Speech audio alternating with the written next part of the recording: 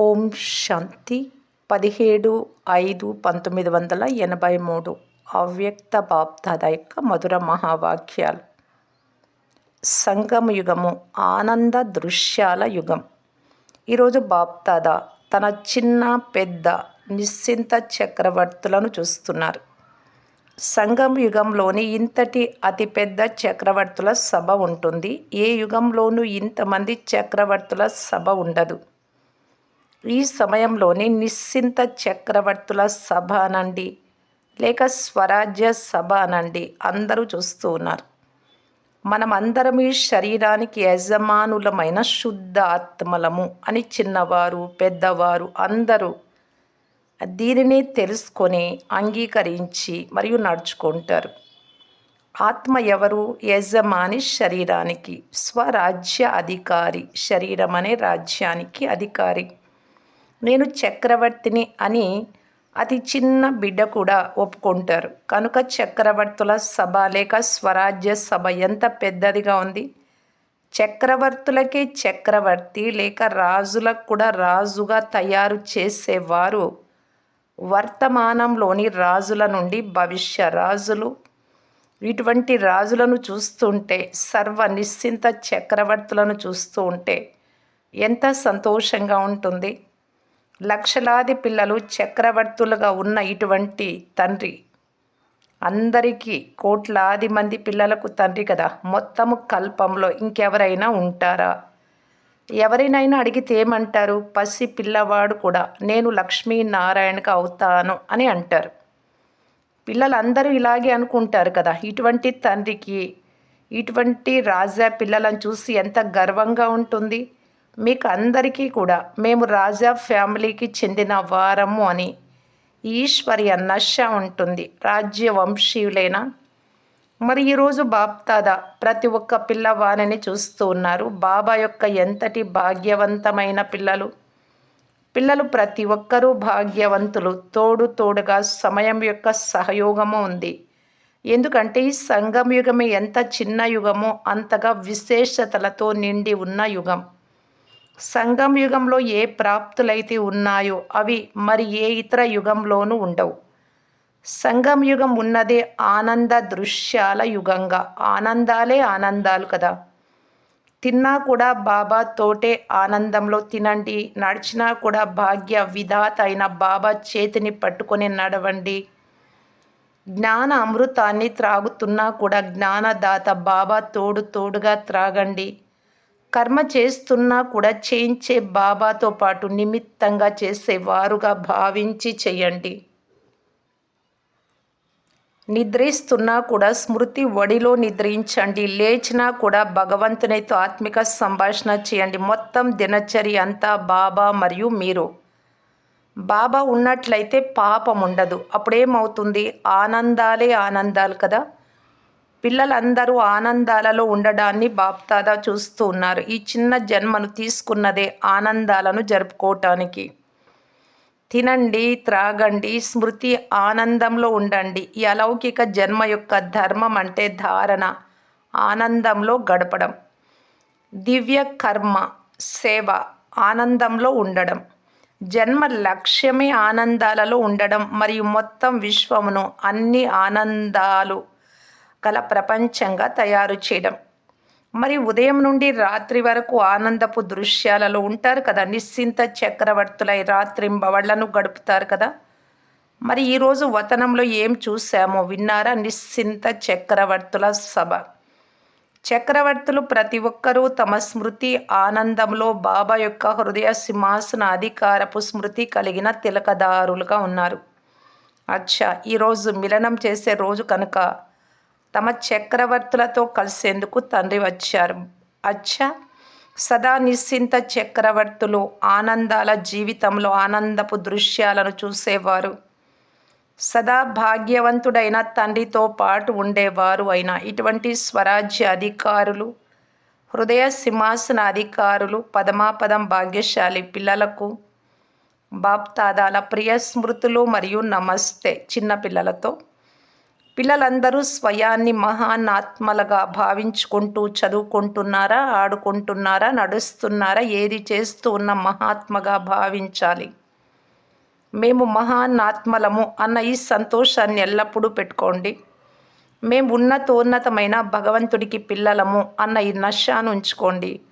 భగవంతుడిని చూశారా? ఎక్కడ చూశారు? మమ్మల్ని కూడా భగవంతుడితో కల్పించండి అని ఎవరైనా అన్నట్లయితే కల్పించగలరా? అందరూ భగవంతుడి పిల్లలైనప్పుడు మరి భగవంతుడి పిల్లలు ఎప్పుడూ పోట్లాడుకోరు కదా. చెంచలత చేస్తారా? భగవంతుడి పిల్లలు యోగులుగా ఉంటారు. మరి మీరు చెంచలత ఎందుకు చూపిస్తున్నారు? సదా స్వయంను మహానాత్మలుగా యోగి ఆత్మలుగా భావించండి. ఏమవుతారు? లక్ష్మీ నారాయణలుగా ఒకేసారి అవుతారా? లేక ఒకసారి లక్ష్మిగా అయితే మరొకసారి నారాయణుడుగా అవుతారా? లక్ష్మిగా అవ్వటం ఇష్టమా? అచ్చా, సదా నారాయణుడిగా అవ్వాలనుకున్నట్లయితే సదా శాంతియుతమైన యోగి జీవితంలో ఉండాలి. మరియు ప్రతిరోజు ఉదయమే లేచి గుడ్ మార్నింగ్ తప్పకుండా చెప్పాలి. అమృతవేళ ఆలస్యంగా లేవటం మరియు త్వరగా తయారై స్కూలుకు కాలేజీకి వెళ్ళటం ఇలా ఉండకూడదు. 3 నిమిషాలైనా స్మృతిలో కూర్చొని తప్పకుండా గుడ్ మార్నింగ్ చెప్పాలి, మాట్లాడాలి, తర్వాత తయారవ్వండి.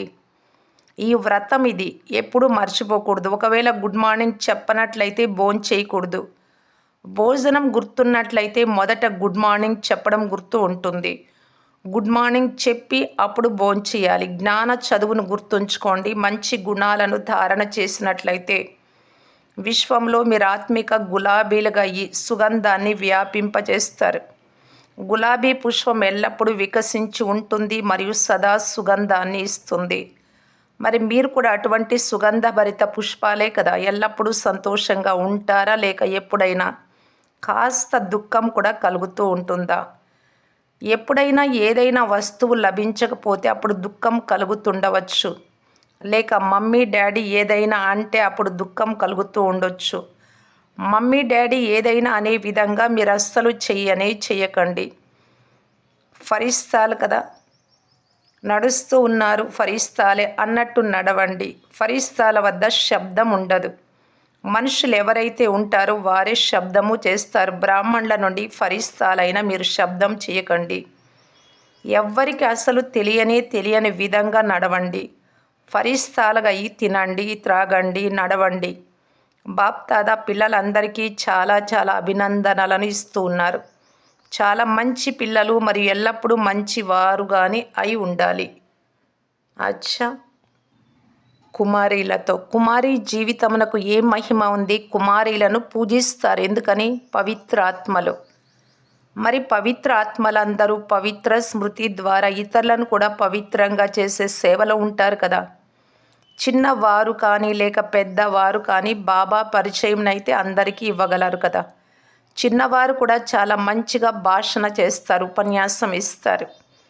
బాప్దాదా అందరికంటే అతి చిన్న కుమారిని పెద్ద స్టేజ్పై భాషణ చేయమని చెప్పినట్లయితే సిద్ధంగా ఉన్నారా? సంకోచించారు కదా, భయపడరు కదా. సదా స్వయమును విశ్వంలోని సర్వాత్మల కళ్యాణమును చేసే విశ్వ కళ్యాణకారి ఆత్మగా భావించండి. మామూలు సాధారణ కుమారీలు కారు కానీ శ్రేష్ఠ కుమారీలు. శ్రేష్ఠ కుమారీలు శ్రేష్టమైన పని చేస్తారు. అన్నింటికంటే అతి శ్రేష్టమైన కార్యం బాబా పరిచయంనిచ్చి బాబా వారిగా తయారు చేయటం. ప్రపంచంలోని వారు భ్రమిస్తూ ఉన్నారు, వెతుకుతూ ఉన్నారు మరియు మీరు తెలుసుకున్నారు, పొందారు. ఎంతటి అదృష్టవంతులు, భాగ్యవంతులు. భగవంతుడికి చెందిన వారుగా అయిపోయారు. దీనికంటే పెద్ద భాగ్యం మరేదైనా ఉంటుందా? కనుక సదా భాగ్యవంతులైన ఆత్మను ఈ సంతోషంలో ఉండండి. ఒకవేళ ఈ సంతోషం వెళ్ళిపోయినట్లయితే మరల ఒక్కోసారి ఏడుస్తారు, ఒక్కోసారి చెంచలతలోకి వస్తారు, అలజడిలోకి. పరస్పరంలో కూడా ఎల్లప్పుడూ ప్రేమతో ఉండండి మరియు లౌకిక తల్లి తండ్రులు చెప్పిన వాటికి ఆజ్ఞాకారులుగా నడవండి. పారలౌకిక శివబాబా తండ్రి స్మృతిలో ఎల్లప్పుడూ ఉండండి. అప్పుడే శ్రేష్ఠ కుమారీలుగా అవ్వగలరు. కనుక సదా స్వయమును శ్రేష్ఠ కుమారిగా, పూజ్య కుమారిగా భావించండి. మందిరాలలో శక్తుల పూజ జరుగుతుంది స్త్రీలకు. వారు మీరే కదా! ఒక్కొక్క కుమారి చాలా పెద్ద కార్యాన్ని చేయగలదు. విశ్వ పరివర్తన చేసేందుకు నిమిత్తంగా అవ్వగలదు. విశ్వ పరివర్తన చేసే కార్యమును బాప్దాదా పిల్లలకి ఇచ్చారు కనుక సదా బాబా మరియు సేవల స్మృతిలో ఉండాలి. విశ్వ పరివర్తన చేసేందుకు ముందు మీ పరివర్తన చేసుకోండి. మొదటి జీవితం ఏదైతే ఉందో దాని నుండి పూర్తిగా మారిపోయి శ్రేష్ఠాత్మను, పవిత్రాత్మను, మహానాత్మను, భాగ్యవానాత్మను అన్న ఈ స్మృతిలోనే ఉండండి. అంతే. స్కూలు లేక కాలేజీకి వెళ్ళినప్పుడు ఈ స్మృతిని అయితే మర్చిపోరు కదా. సాంగత్యపు ప్రభావం అయితే పడదు కదా. తినేటప్పుడు తినే వైపుకు, త్రాగే వైపుకు ఆకర్షణ అయితే వెళ్ళదు కదా. కాస్త బిస్కెట్ తిందామా, కొంచెం ఐస్ క్రీమ్ తిందామా అన్న ఈ కోరికలు అయితే లేవు కదా. ఎల్లప్పుడూ స్మృతిలో ఉంటూ తయారు చేయబడిన బ్రహ్మ భోజనాన్ని తినేవారు. ఇంతటి దృఢత్వం ఉన్న వారే కదా అక్కడికి వెళ్ళి సాంగత్యంలోకి వెళ్ళకూడదు అన్నది చూసుకోవాలి. కుమారీలు ఎంత భాగ్యమును తయారు చేసుకోవాలి అనుకుంటే అంత భాగ్యమును తయారు చేసుకోగలరు. చిన్నతనం నుండే సేవ అభిరుచిలో ఉండాలి. చదువు కూడా చదువుకోండి మరియు చదివించటమును కూడా నేర్చుకోండి. చిన్నతనంలో తెలివైన వారిగా అయినట్లయితే పెద్దవారైనప్పుడు నలువైపులా బాబా సేవకు నిమిత్తులుగా అవుతారు. స్థాపన సమయంలో కూడా చిన్న చిన్న వారుగా ఉండేవారు దాదీలు. వారు ఇప్పుడు ఎంత పెద్ద సేవలను చేస్తున్నారు. మీరు వారికంటే తెలివైన వారుగా అవ్వాలి. రేపటి అదృష్టవంతులు మీరు. రేపు భారతదేశం స్వర్గంగా అయిపోయినప్పుడు రేపటి అదృష్టవంతులు మీరే. ఎవరైనా మిమ్మల్ని చూసినప్పుడు వీరు సాధారణమైన వారు కారు, విశేష కుమారీలు అని అనుభవం చేసుకోవాలి. ఆ చదువు చదువుకుంటూ కూడా మనస్సు యొక్క లగ్నాన్ని జ్ఞాన చదువులో ఉంచాలి. చదివిన తర్వాత కూడా ఏ లక్ష్యం ఉంది? శ్రేష్ఠాత్మగా ఈ శ్రేష్ఠ కార్యమును చేసే లక్ష్యం. నౌకరీ, జాబు అనే బుట్టను ఎత్తుకొని అయితే లేదు కదా బరువును. ఒకవేళ వేరే ఏదైనా కారణం ఉన్నట్లయితే అది వేరే సంగతి. తల్లి తండ్రుల వద్ద సంపాదనకు వేరే సాధనం లేనట్లయితే ఆ జాబు తప్పనిసరి అవుతుంది. కానీ మీ వర్తమానము మరియు భవిష్యత్తును సదా గుర్తుంచుకోండి.